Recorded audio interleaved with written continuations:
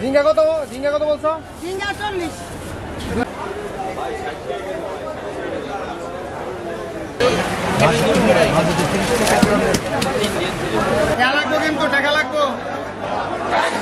লাগামহীন নিত্যপণ্যের বাজারে স্বস্তি ফিরছে না, বরং দাম বাড়ছে প্রতিনিয়ত। এতে চাপে পড়েছে সাধারণ মানুষ।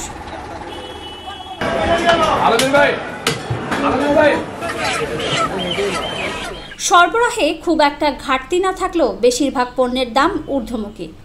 এছাড়া অস্থিরতা তৈরি হয়েছে ডিম ও মাংসের বাজারেও। অনেক বাড়ছে, আবার অনেকটা কমও আছে। অনেকটা জিনিসের দাম বেশি, অনেকটা জিনিসের দাম কম আছে। পেঁপেটার দাম বেশি, গাজরের দাম বেশি। আপনার ঝিঙ্গা, করলা এগুলোর দাম কম আছে, 40-50 টাকা কেজি। আর ওই শশা আছে 40-50। খালি শুধু আপনার পেঁপে আর গাজর, টমেটোর দাম একটু বাড়ছে। ঈদের জন্য ঈদ তো দুরাহি আছে, সবসময় আগে বাড়ায় দিছে। পেঁয়াজ মেয়ে যা আছে, রসুন হয়েছে 200 টাকা কেজি।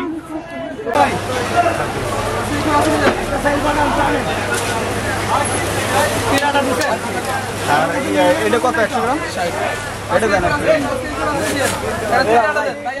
এদিকে কোরবানির ঈদের বাকি আরো প্রায় 1 মাস।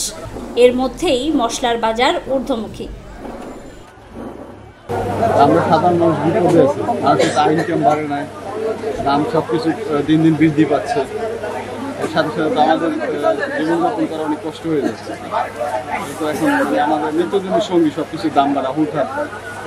সকালবেলা দেখে যে একদম, রাত্রিবেলা ভাড়া রাখবে। বাজারে তো সবকিছু দাম বেড়ে গেছে। কোনটার দাম মানে কমার কোনো লক্ষণ দেখি না। প্রতিদিন মানে যত দিন যাচ্ছে জিনিসের দাম বাড়তেই থাকে। আমাদের সাধারণ যারা যখন আমরা আসছি না, কষ্টকর হয়ে গেছে। এটা খুবই কষ্টকর ব্যাপার, কারণ জিনিসপত্রের দাম যে হারে বাড়ছে, এটা মানে নিয়ন্ত্রণ করার ব্যবস্থা আমার মনে কেউ দিচ্ছে না, এই দিকেও নজরে দিচ্ছে।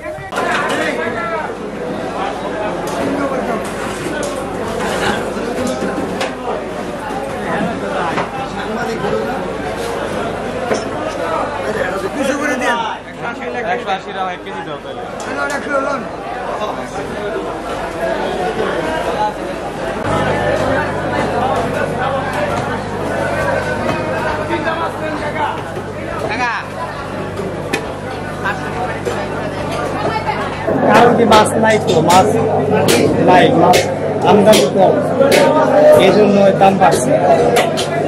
বৃষ্টি কম, পানি কম, নদীতে লেগা মাছের আমদানি কম। এই মাছ 280 টাকা, 60 টাকা কেজি।